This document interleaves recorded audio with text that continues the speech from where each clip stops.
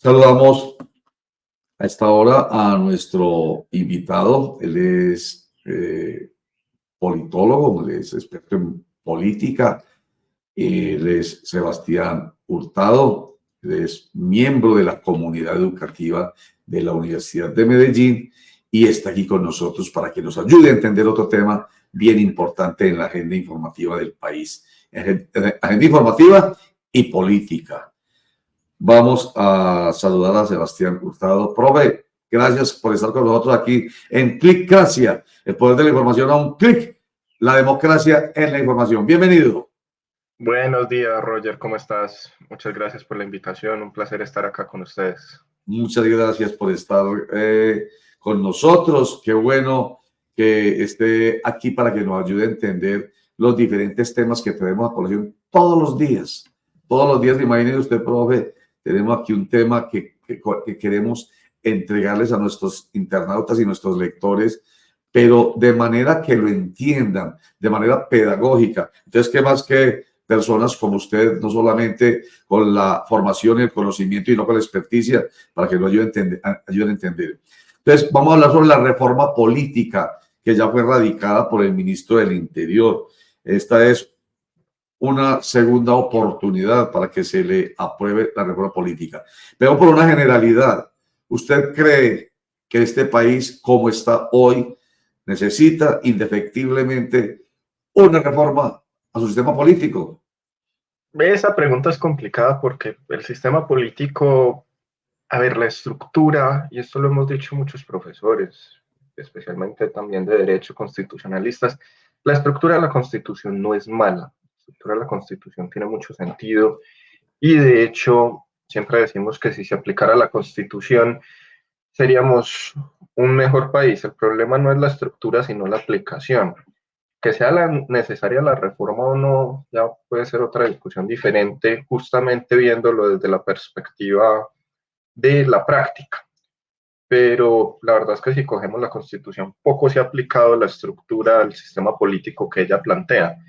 Le han encontrado huecos, se le han encontrado errores y por ahí surgen discusiones que llevan inefectiblemente a que el debate llegue al Congreso de la República y que vía acto legislativo se proponga una reforma al sistema político colombiano. Vale la pena mucho por la pedagogía que queremos nosotros siempre aquí poner en práctica. Y la Constitución Política de Colombia la tenemos presente todos los días aquí en este programa, porque sabemos que la gente debe tenerla en la mano como si fuera la Biblia, porque ahí están, como lo veníamos hablando incluso, no sé si escuchó usted respecto del tema penitenciario y carcelario, tiene que ver mucho con las garantías, con los principios fundamentales y con los derechos fundamentales y derechos colectivos en general de los colombianos, que debe conocerlos, pues para que los exijan. Pero entonces, en ese sentido, le pregunto, usted dice, es que la Constitución está, pero entonces lo entiende uno como si fuera letra muerta. Entonces, explíquenos, por favor, qué del sistema político nuestro realmente se puede percibir abiertamente ahí en nuestra Constitución Política de Colombia, que no se aplica. No se aplican muchas cosas, no se aplican muchos derechos fundamentales. Vos ahorita lo decías, ya los estaba escuchando, el tema de los derechos carcelarios, por ejemplo, derechos fundamentales, deberes fundamentales, pero también se le encuentran, hablando pues del tema de la reforma, huecos a la idea de la ley. Por ejemplo, uno de los puntos más importantes de la reforma es el cambio al Consejo Nacional Electoral y a los tiempos que tienen que pasar entre que una persona pues, pertenezca o dirija o ayude a dirigir un partido político y se vuelva magistrado del Consejo Nacional Electoral. Esos tiempos en el papel pueden parecer muy bien, pero es que en la práctica yo como sé que la persona no tuvo contactos con partidos en ese tiempo. Muy difícil de probar, y no es porque cualquiera puede alegar acá, no, pues fue una reunión de amigos. Y ahí, ¿quién le alega? ¿Quién define lo contrario? Entonces, teniendo eso en cuenta, sí hay cosas que hay que reformar, no digamos que no, pero la aplicación de la letra como tal de la Constitución, especialmente en el apartado de las campañas, especialmente en el apartado del Consejo Nacional Electoral, muchas veces deja mucho que desear.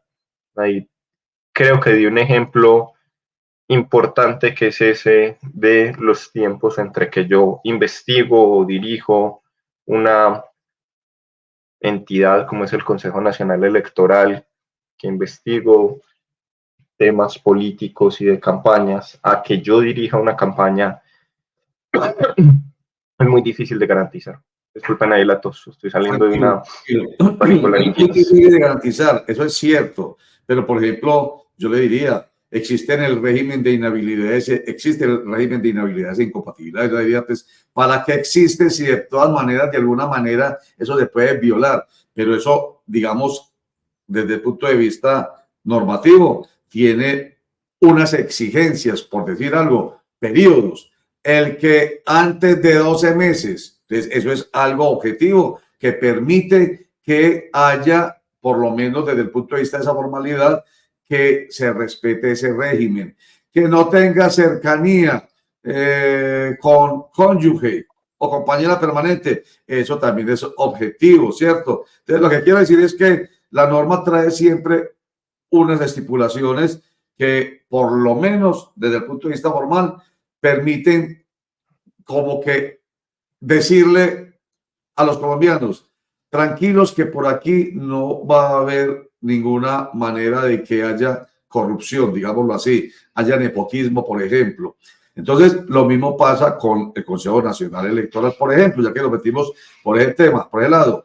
El tema es muy sensible desde el punto de vista de la politización de este organismo administrativo. Entonces, el hecho de que se diga simplemente de que 12 meses antes no habrá de haber pertenecido a un partido político, por ejemplo, es una cierta garantía de transparencia. Entonces, me refiero a eso, a las formalidades, porque es indudable que la politización, y no solamente en el Consejo Nacional Electoral, sino en el Consejo de Estado, en la Corte Constitucional, en la Corte Suprema de Justicia, es indudable desde que los senadores y representantes, o sea, el Congreso esté metido en la elección de ellos, hay politización, pero por lo menos se garantiza cuando se ponen ciertas formalidades como talanqueras.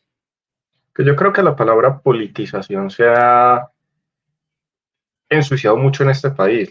El que sea político no tiene que significar que sea corrupto. Y eso creo que es algo importante de tener en cuenta. Obviamente debe ser técnico y no debe basar sus decisiones en la política, pero el hecho de que su elección sea política, que sea un órgano político, no tiene que significar que sea corrupto. Creo que eso es algo que normalmente tendemos a juntar, pero que no debería ser así. Tenemos que presumir igual la buena fe, es que la mala fe. No podemos presumir la mala fe, hay que presumir la buena fe de las personas. Ah, pero me encanta que usted lo diga, Sebastián Hurtado, me encanta. Nosotros hablamos siempre aquí de ese principio de buena fe que hay que tener en cuenta, pero lamentablemente en este país no se tiene, y sobre todo cuando hay tanta polarización. Pero me encanta. Estos días estuvimos aquí, él es abogado, experto en derecho público, David Suárez Amayo, usted lo debe conocer. Él incluso hizo Lo conozco. ¿Se lo conoce? Por redes. Por redes. Es una persona muy brillante, sobre todo pues en derecho público. Y le cuento que además él hizo parte del proceso de escogencia de los ternados, motu propio. Él, imagínense, cuando el Consejo de Estado sacó la convocatoria, se lanzó y dijo, voy a hacer el ejercicio. Y llegó hasta los 10 últimos, sin ningún apoyo político. Lo traigo a colación por lo que estamos hablando, porque hablando con él la semana pasada sobre la terna, decía exactamente lo que usted acaba de plantear. Ojo, que el hecho de que haya 3 personas, que hayan 3 candidatos ternados por, digamos, por apoyos políticos, no quiere decir que sean malos y que la política sea mala, que no satanicemos la política. Entonces quería hacer ese comentario final, un poco para reconocer lo que usted está diciendo, porque aquí planteamos eso y partimos del principio de buena fe.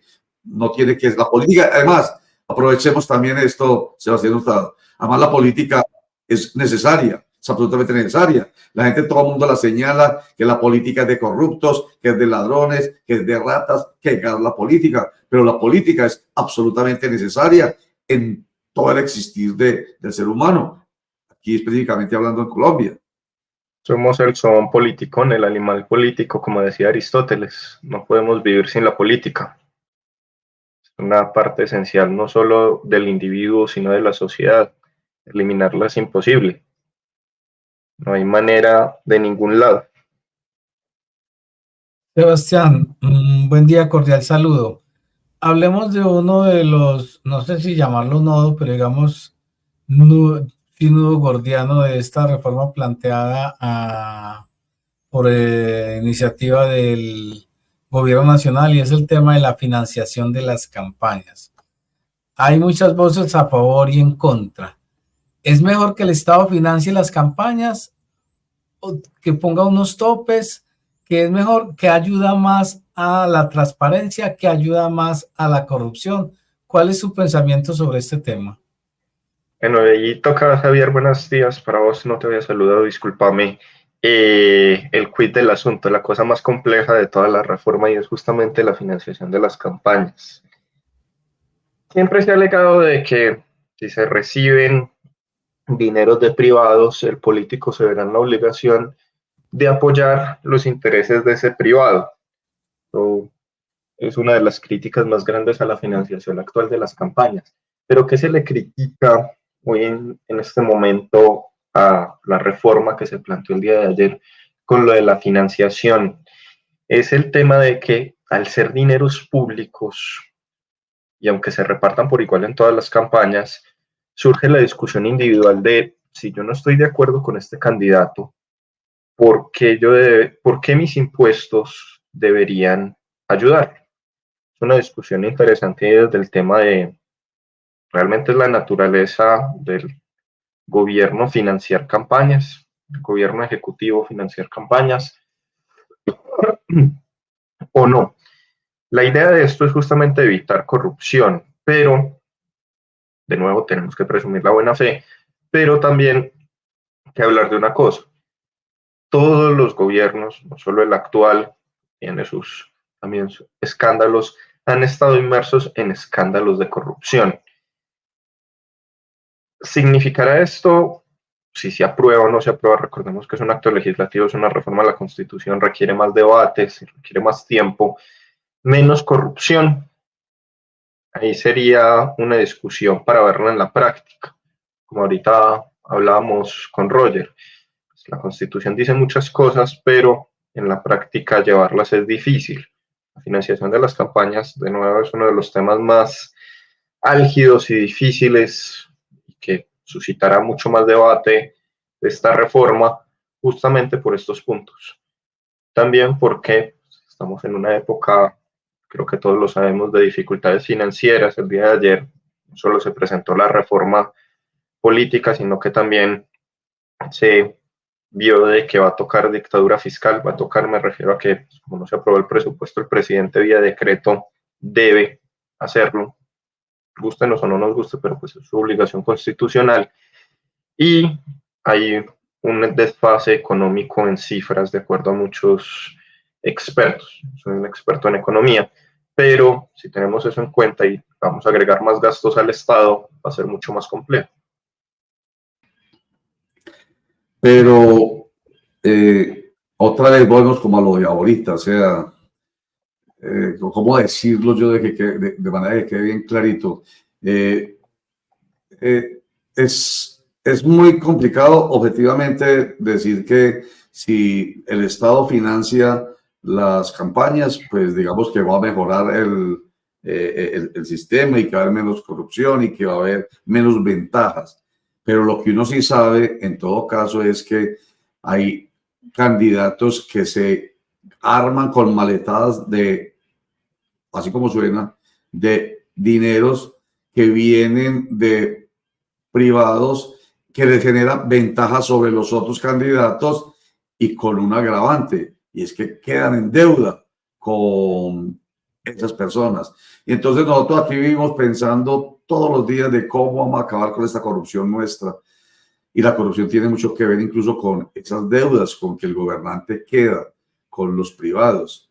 Entonces, así sea una campaña pobre porque el gobierno o el Estado no tenga la suficiente cantidad de dinero para llenar de maletadas al candidato en sus campañas, de todas maneras es pues una posibilidad de que haya más transparencia, que de todas maneras van a seguir moviéndose dineros por debajo. Entonces, no sé, yo soy como harto amigo de esa posibilidad desde hace mucho tiempo, pero pues digamos que eso no lo garantiza todo, pero sí por lo menos es un paso hacia la transparencia.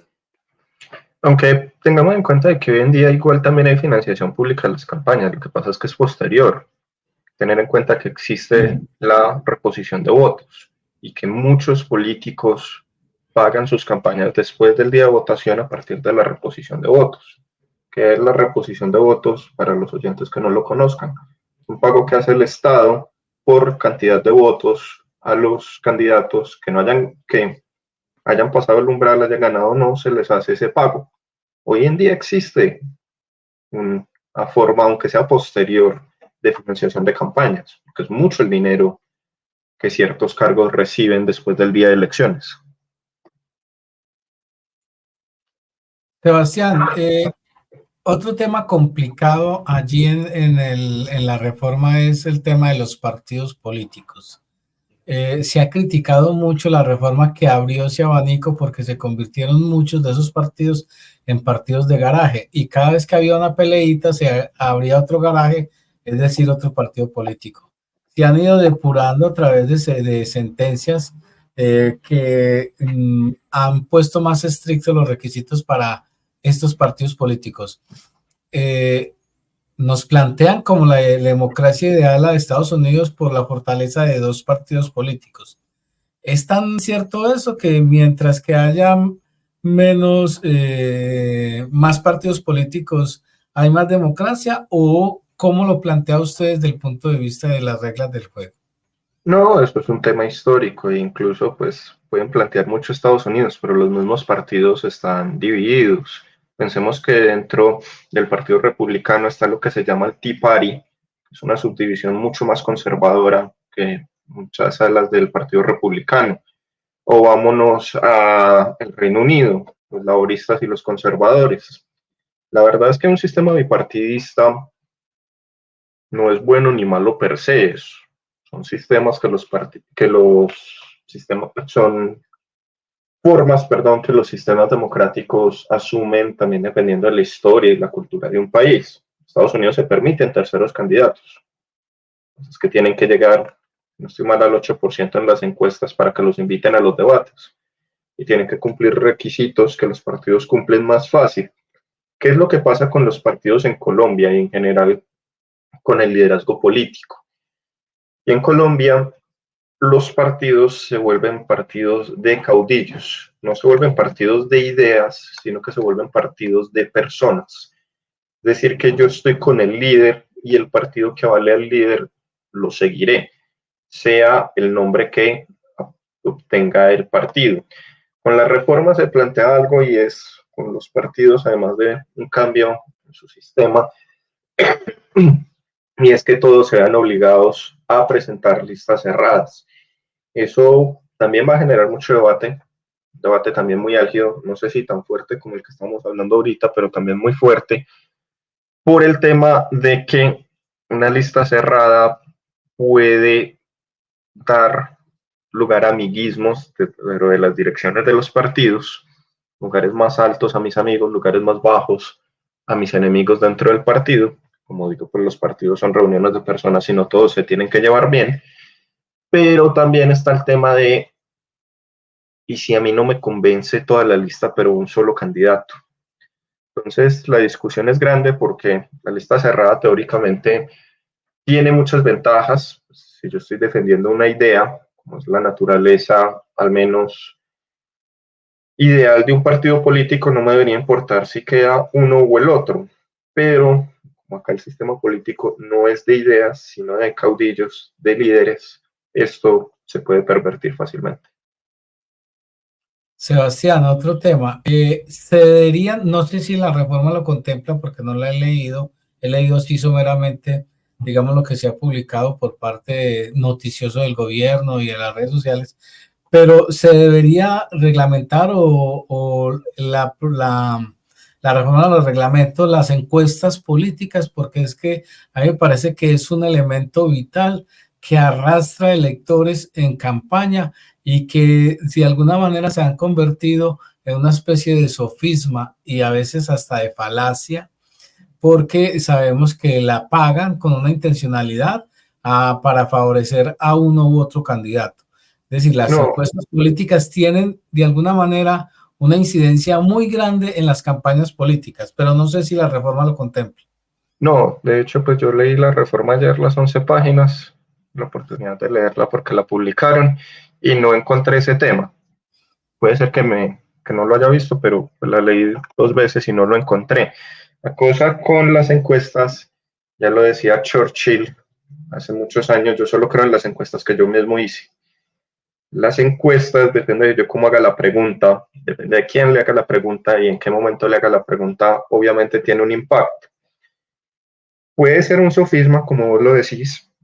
Yo diría que son herramientas dentro del ejercicio político.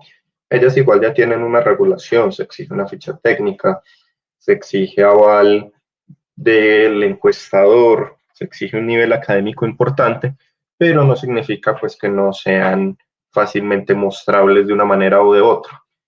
Y el problema de regular las encuestas es que yo regulo las encuestadoras, las oficiales, pero yo como regulo una encuesta en X, lo que antes era Twitter, o en Facebook, o ahorita en WhatsApp, esas también son encuestas y yo cómo las regulo.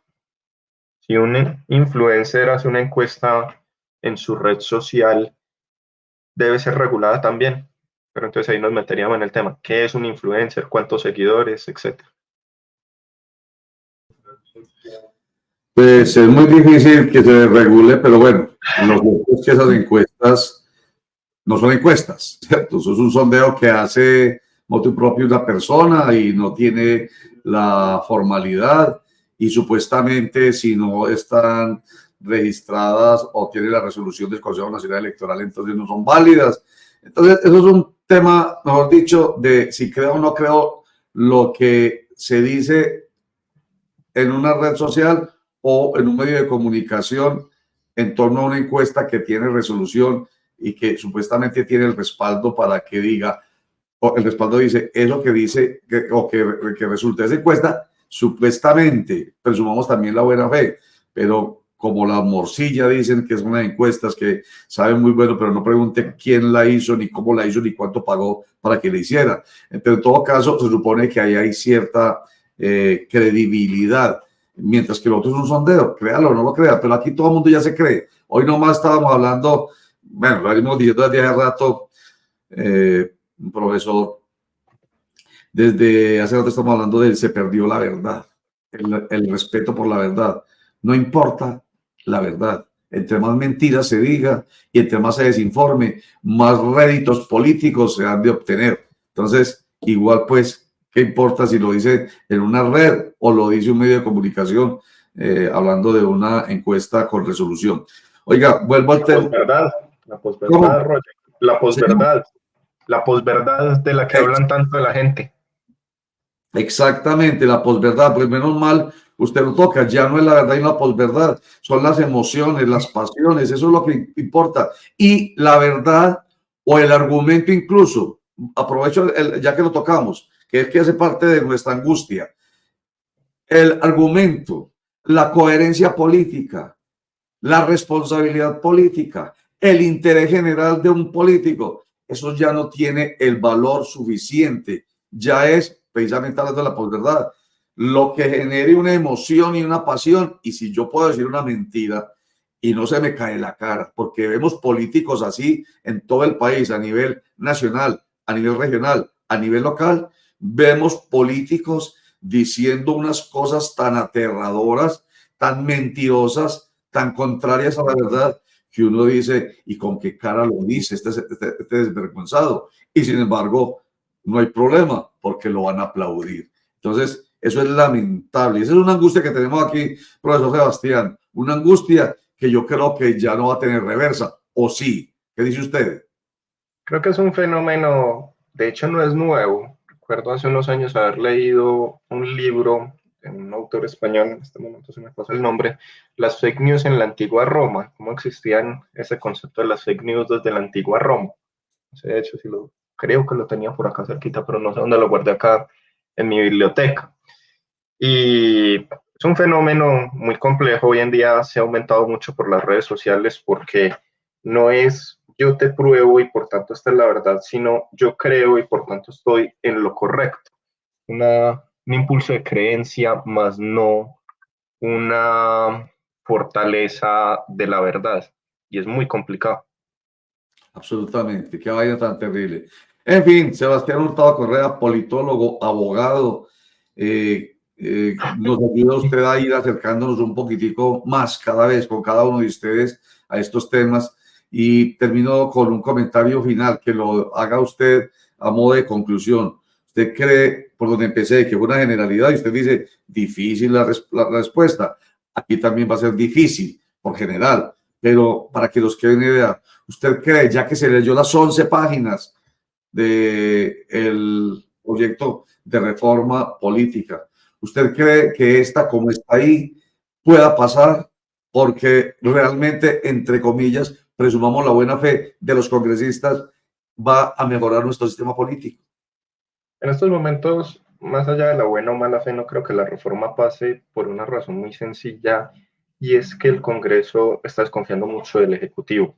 Especialmente hemos visto que se le han caído varias reformas, el tema del presupuesto, ahorita el tema de la reforma tributaria, y creo que la prioridad va a ser la parte económica, vía reforma tributaria, y no tanto esta reforma política.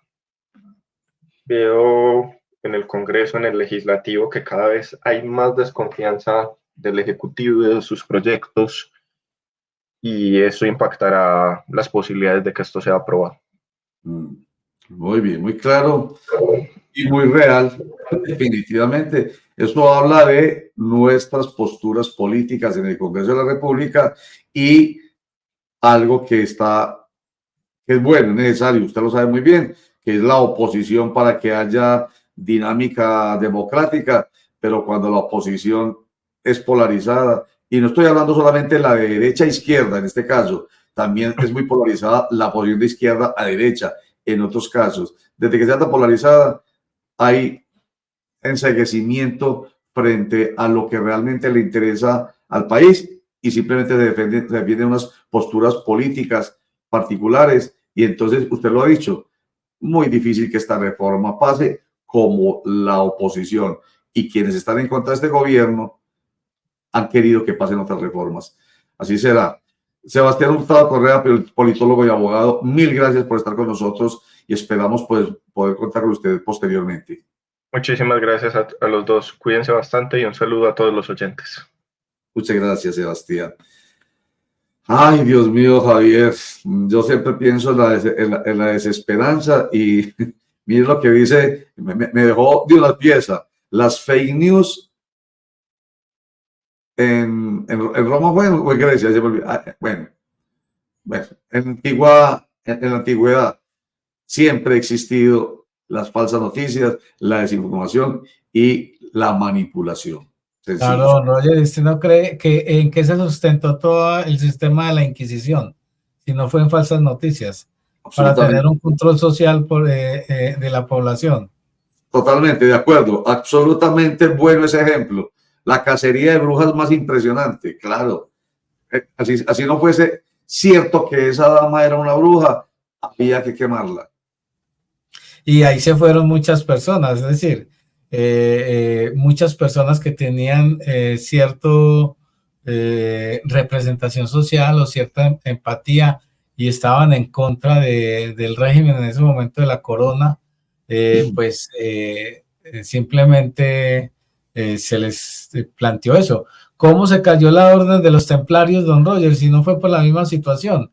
Luis III de Francia estaba endeudado con los templarios por todo lo que le habían hecho para volverlo a enaltecer, y ya simplemente los acusó de herejía, y a casi todos sus dirigentes los quemaron en la hoguera porque los obligaron a confesar. Entonces, la historia está plagada de ejemplos de falsas noticias a través de las cuales obviamente se habla. ¿Cómo planteó Hitler el tema con los judíos si no fue a través de falsas noticias? De la posverdad de implantar una narrativa. Es decir, la demonización del enemigo y la unificación del enemigo. Entonces, aquí también, ¿cuántas cosas se le adjudicaron a Pablo Escobar que no fueron de Pablo Escobar, don Roger?